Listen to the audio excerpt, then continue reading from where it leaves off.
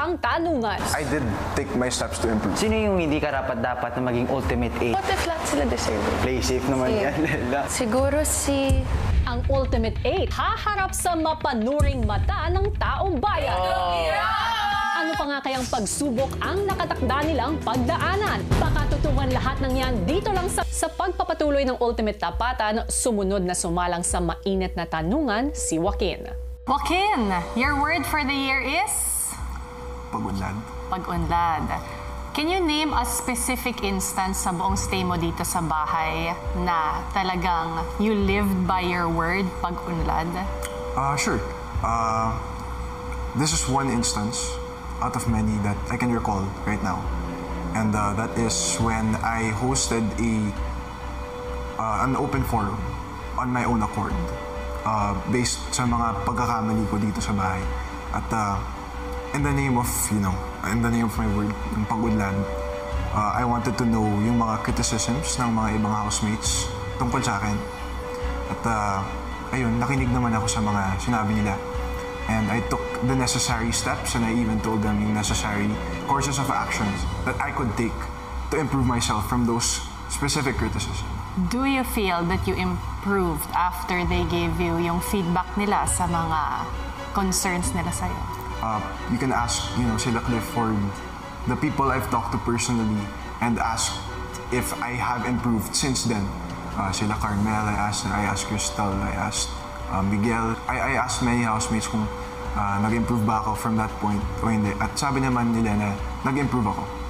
But personally, I don't think I could fix them in a span of this time. Kumbaga, hindi ko siya maayos that fast. But I could say that I have been taking yung actions to improve from that.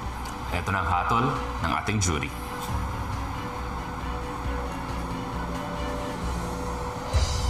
Six na truth, 6 na lie. Ano pakiramdam na evenly split? Well, based on my answer, I guess there could have been people that thought, okay, he's still on the way there, so he hasn't completely improved. And I think that's valid. And thank you. There's a next question, Joaquin. And this time, the question will come from an ex-housemate. You can turn around, Joaquin. Welcome back, ex-housemate Anton. Anton Vinzon. Anton, ang katanungan mo para kay Joaquin, please. Do you consider yourself a nepo baby? O na-influence ka lang ng pamilya mo? Na mayaman sila, may kaya, sikat? O sadyang binoto ka lang gamit ang kanyang pera? Well, sinabi ko sa pamilya ko before coming here not to spend. And I believe that whatever I get, I should deserve.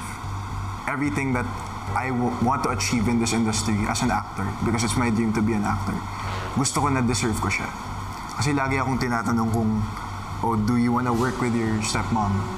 Do you wanna work with Tita Angel in the future? Lagi kong sinasabi na, I think it's a prize to work with her. Right? I think I have to deserve it. Diba? I think I have to be a good enough actor to be able to act with her. And with that being said, I think if I were to win, and if I were to want to deserve a spot here, I think I have to deserve it. Dapat yung mga taong bayan pipili sa akin. Anton, sa kasagutan na yon, anong tingin mo kung truth or lie? Truth. Maraming salamat sa iyo, Anton. Kung si Anton kanina, truth ang kanyang pananaw sa iyong kasagutan. Tignan natin.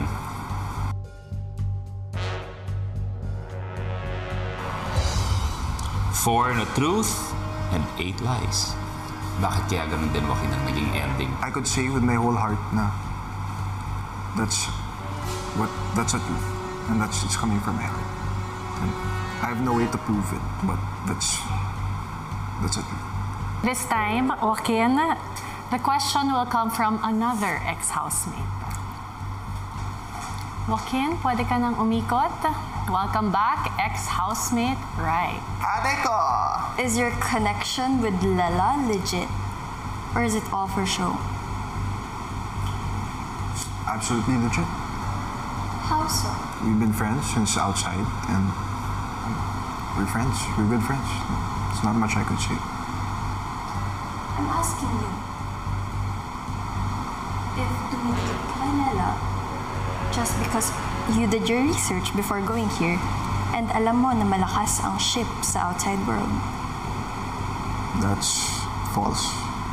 And all the times I've been with Lela are all genuine times, and I stick with her and I stick to her because she's my best friend. And because I know that I trust her more than anyone here.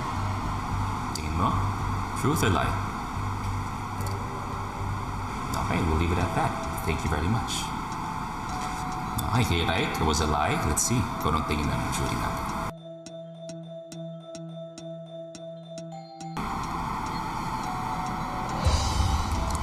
Two na truth, 10 na lie. Bakit kaya medyo mas pumanig doon ang jury natin? Me personally, again, for all of the things I've been answering, I've been telling the truth. Lela's my best friend. And you can ask her yourself if you don't believe me, to my jury. But all the times I've been with her, all genuine moments, nothing forced. Here's a last question, Joaquin. This time from another ex-housemate. You may now turn, Joaquin. Welcome back, ex-housemate Sofia. Yeah, hello.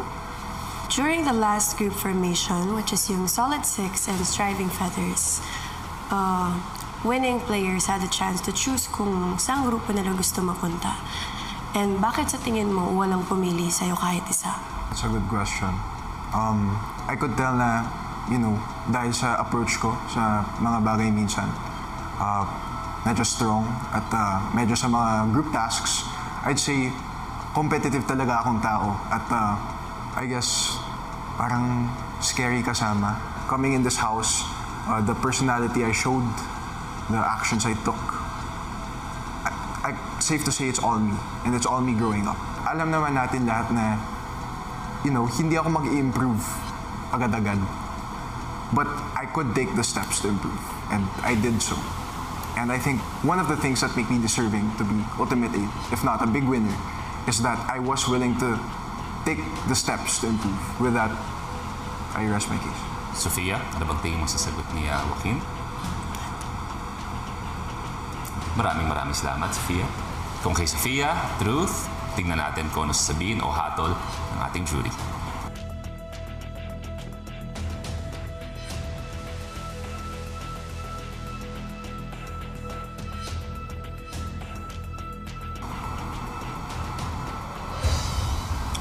Twelve na truth, no lies.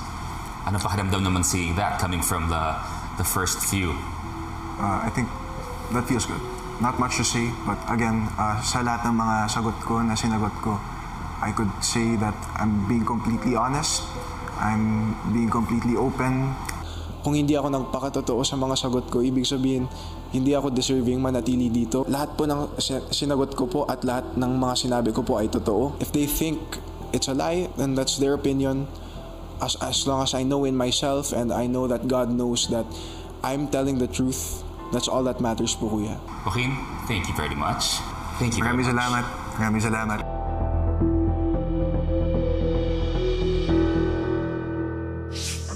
As of 5 p.m. Ang huling sasalang sa Ultimate Tapatan ay ang kapamilya na si Lela. Hi, Lela. You may take a seat. Hello po. Ready to start? Ready po. Simulan na ang Ultimate Tapatan. Lela, on your jacket, it says your word for 2026 ang paggalang or respeto. Sa tingin mo, ano yung isang pangyayari dito sa loob ng bahay na naipakita mo talaga at nanindigan ka sa respeto o paggalang? Wala po akong masabing specific na situation, pero everyday ko naman po kasi siya ina-apply. Lela, sa iyong stay dito, minsan ka nang nabansagan na top violator. So, paano mo naisabubuhay yung paggalang bilang mantra or word kung yung patakaran dito sa bahay ay medyo hindi mo nasusundan? Doon po ako nagkulang sa respeto kay Big Brother. Sa kanya po talaga, since bahay niya po to. Hindi lang po kay Big Brother, pero pati rin po sa, of course, my mom. Since di ko po nasunod yung mga bilin niya sa akin. Pero ayun nga po, ito po yung panghawakan ko po this 2026, ang paggalang. And I will make sure na ma-apply ko po siya this 2026. Na-mention mo may bilin ang iyong mommy na medyo hindi mo nasunod. Ano yun? Na mag-follow po ng rules sa lahat na sumunod lang po kay kuya at makinig lang sa kanya. Pero sinabihan din naman po ako ni mama na to just be myself, just make mistakes and learn from it. Yun naman po ang importante. Okay, tingnan natin kung agree ba ang ating jury at naniniwala sila na totoo ang kasagutan mo. Truth or lie? Ang hatol ng jury, 12 na truth, 0 na lie. Lala, ang iyong susunod na katanungan ay galing sa taong bayan. Okay. Hindi ka pa kailanman na-nominate kahit naging top violator ka. Sa tingin mo ba may bias ang housemate sa'yo dahil sa family background mo? Kung ibang housemate ang nasa posisyon mo, sa tingin mo ba pareho pa rin ang trato sa kanya? I don't think may bias po sila. At if meron man, imposibleng ako po yun. Since every time meron po akong nagagawang mali, as in pinapoint out po talaga nila kung iba po yung top violator. I think pareho pa rin naman po yung trato sa kanya. Yes, I'm the top violator. Pero tinama ko po lahat ng mga mali ko. At pinakita ko na I am more than my mistakes. Oras na para malaman ko ano hatol ng ating jury.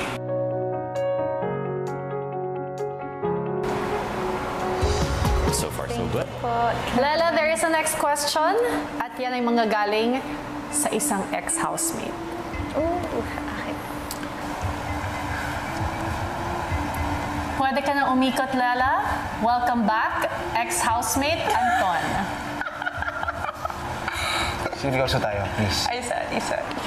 Sino yung hindi karapat-dapat na maging ultimate 8? Sino sa ex-housemate ang gusto mong ipalit? Ang over ng tanong mo. What if lahat sila deserving? Kailangan meron. Play safe naman Sige. yan, Lela. Si Caprice. Ang gusto ko ipalit sa kanya is si Marco. Last days niya dito, grabe, ang dami niyang naipakita. At as in, hindi lang as a housemate, but as a leader. So bakit si Caprice? Si Caprice kasi hindi ko pa nakita lahat ng sides niya. Sa mga leader, hindi ko siya masyado napansin. Anton, tingin mo ba nagsasabi ng totoo? Truth. Maraming salamat, Anton. Nandiyan pa ang jury natin. Titignan natin kung anong hatol nila. 12 na truth, 0 lies. Lala, there is another question at galing ulit sa isang ex-housemate. Lala, you can turn your chair. Welcome back, ex-housemate Clifford.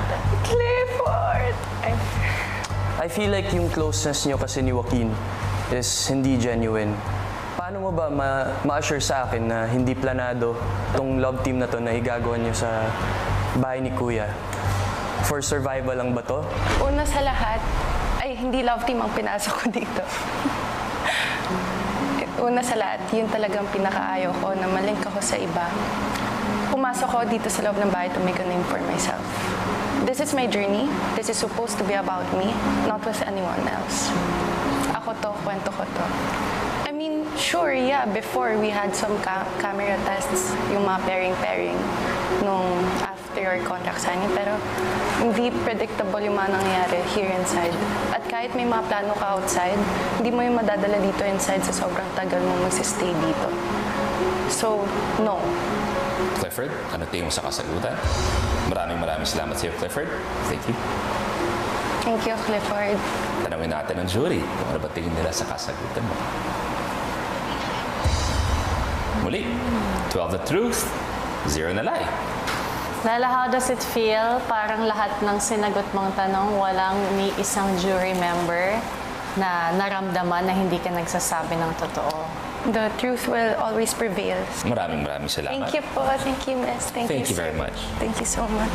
Hindi po ako nagpapaka-play safe. Hindi po talaga, kuya. Lahat po talaga ng sinasabi ko ay totoo. Yun din po ang billing sa akin ng mom ko is just stay true to myself, kuya. Matapos ang ultimate tapatan, si Kuya kinausap ang ex-housemate sa confession room. Sa huling hamon na hinarap ninyo dito sa loob ng aking bahay, ay malaki ang naging tulong ninyo para mas makilala ng taong bayan ang ultimate date. Kaya naman, taos-pusong pasasalamat sa inyong lahat, aking mga ex-housemates. Susunod! Sorry. Layunin ng ultimate tapatan na subukin ang tatag at paninindigan ng mga housemates para matulungan ng taong bayan na mas makilatis at makilala kung sino ang karapat-dapat na maging kapuso at kapamilya big winners. Pero syempre ang tanong bukod dito, ano pa kaya ang hamong susubok sa ating ultimate 8 sa mga natitira nilang araw sa loob ng bahay? Malalaman na natin yan ngayong gabi. Hello Philippines and hello world! 3 araw na lang at big night na! At si Kuya nako ayaw pang paawat dahil may panibago siyang pagsubok sa mga housemates at ang katulong niya, kayo ang taong bayan. Kung ano ito, narito. Sa panibagong araw sa bahay ni Kuya, walang kamalay-malay ang Ultimate 8 sa panibagong hamong bubungad sa kanila. Paglabas ni Princess sa may garden,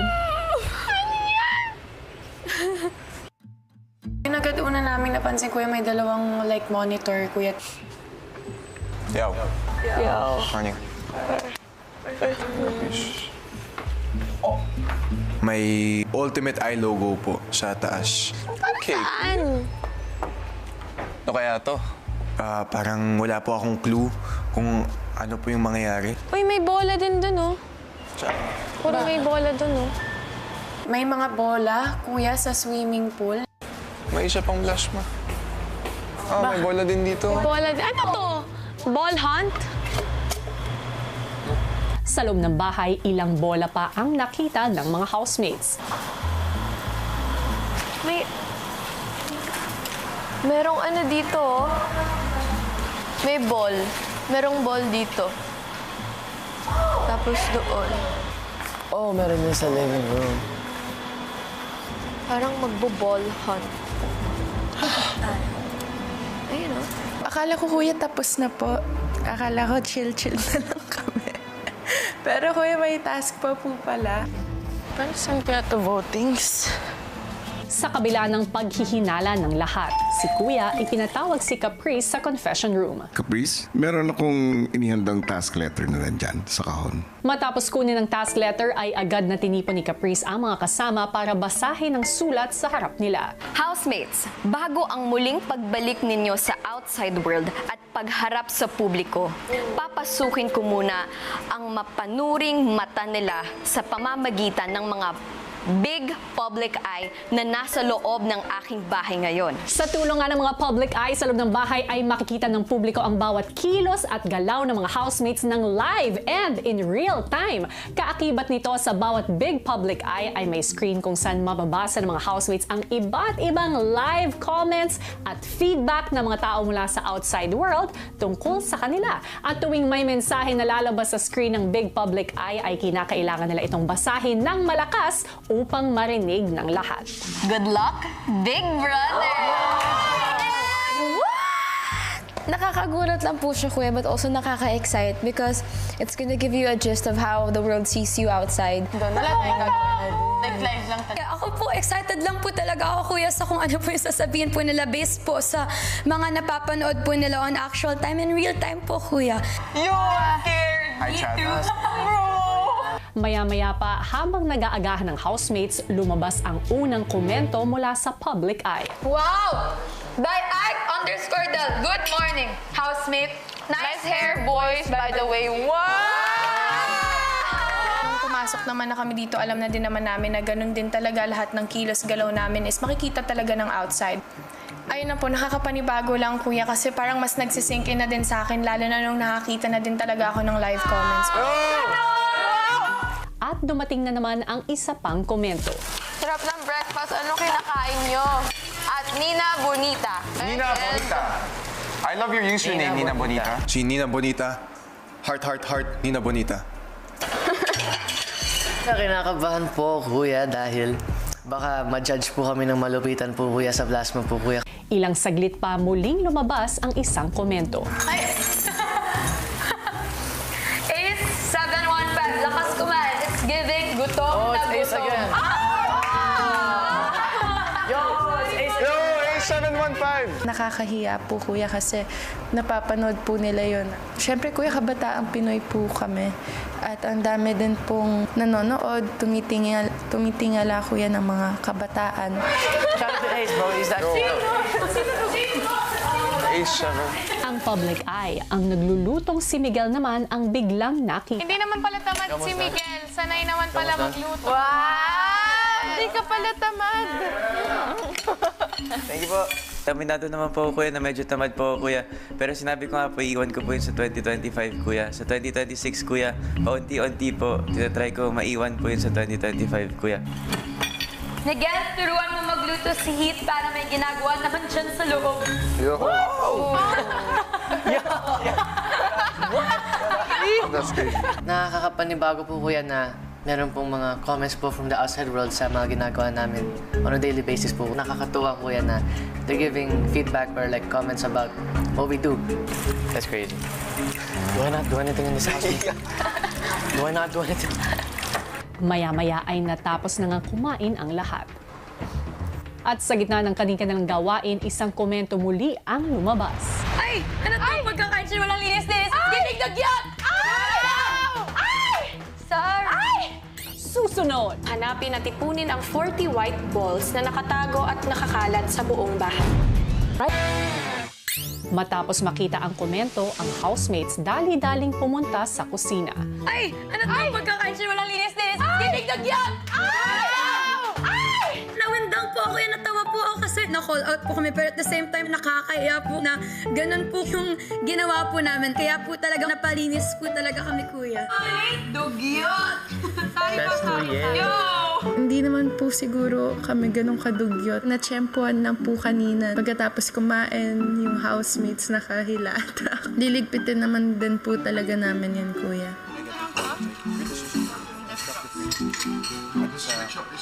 Sa spirit of pag-unlad, it's necessary po na makinig po kami sa mga constructive criticism po, kuya. Ultimate. Pa-shout out kung sino ang pinakatamad sa inyo. Sayang to. Shout out daw from Miguel. Miguel and Heath. At sa muling pagtutok ni Ashley sa plasma, Shoutout din kay Ashley, supervisor kate. Ay, oy, naglinis na po ako, nagligpit na po ako ng kalat ko. Wala na lang talaga akong malilinis na doon kasi lahat na po sila may kanya-kanya pong ginagawa. Kaya nanonood na lang po ako, kuya. ilang saglit pa ang Ultimate 8, ipinatawag ni Kuya. Housemates, meron akong task na ipapagawa sa inyo. Princess, kunin mo yung task letter. Housemates, para sa inyong task, kailangan ninyong hanapin at ipunin ang 40 white balls na nakatago at nakakalat sa buong bahay. Para sa task ng Ultimate 8, mahahati ang Ultimate 8 sa dalawang grupo, ang mga kapuso at mga kapamilya. Kailangan nilang hanapin at ipunin ang 40 white balls na nakatago at nakakalat sa buong bahay. Sa tuwing makakakuha sila ng bola, kailangan nila itong ilagay sa ball holder na nasa garden area. At habang ginagawa ang paghahanap ng white balls, bawal maghiwa-hiwalay ang magkakagrupo pero pwedeng magkasama ang dalawang grupo o ang Ultimate 8. Good luck, Big Brother. Pagbalik sa bahay, ang mga kapuso agad nakahanap ng bola. Doon tayo sa labas, no? Hanap. Maya-maya pa, nilagay na nila ito sa ball holder. Dun sa kitchen, sa Nescafe. Na-excite po talaga ako habang may kinukuha po akong snacks. Kuya, may mga nakikita po akong bola sa mga produkto. Kaya alam ko pong mas magiging madali po para sa paghahanap namin, kuya. Dahil may mga alam na rin po kaming location, kuya, na may bola. Habang ang mga kapamilya sa garden naman, nakuha ang kanilang unang bola. One in the shoe? Nah. Tara, let's run. One by one. Oh, there's 5. Meron doon isa. Diskarte po namin ay mag-split up yung dalawang grupo para mas mabilis po yung paghahanap. Other than that, parang Easter egg hunt po, kuya. Ang housemates tila nagkakasiyahan habang ginagawa ang task. Chichi! Mga aesthetics. Chichi! Nakating na ang mga aesthetics. kami ng bola para sa inyo. Saan kaya yun? Madali pa po kuya kasi meron po mga ball na obvious lang po kuya. Pwede po. Wala ka dyan, Ash. May assigned names yung ball. Dapat lahat ganyan. Maya-maya pa, unti-unti na silang nakarami. Hanggang sa... Oh! Mabagal kayong... Sinibay! Attack on target!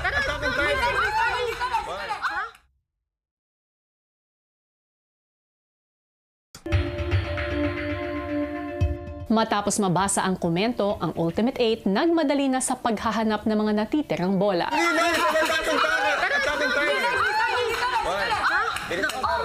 So parang mas naging aware lang din kami na, oo nga, parang may time din yung paghahanap namin. Parang masyado kaming chill.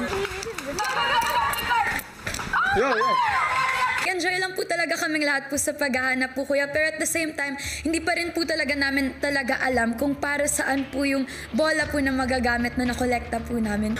Sa loob ng Aqua Flash? Yo! Na-check yun. Pwede ba yun? Dito. Oh!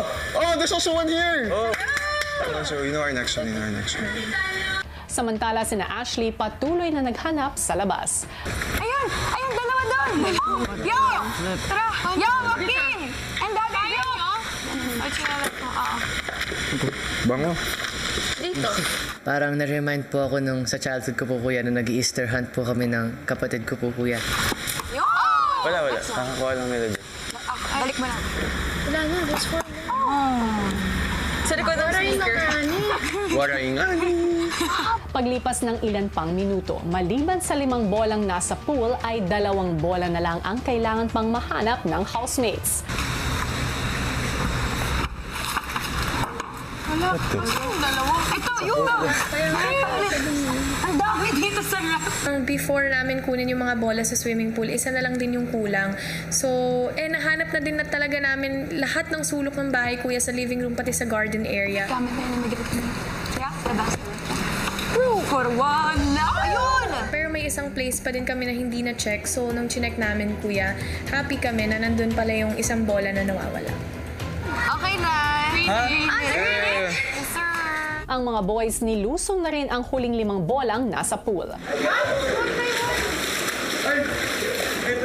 Doon po medyo masaya po kuya kasi nakapag-swimming po kami kuya. Last na! I'm just so happy, kuya, na nahanap po namin yung lahat. And I can say naman, kuya, na mabilis naman po namin nahanap ko yung mga bola and nakapag-enjoy din po yung boys. Abangan bukas! Ang mga bolang inyong pinanghahawakan ay may katumbas na 1 million votes na siyang magagamit ninyo sa paparating na big night.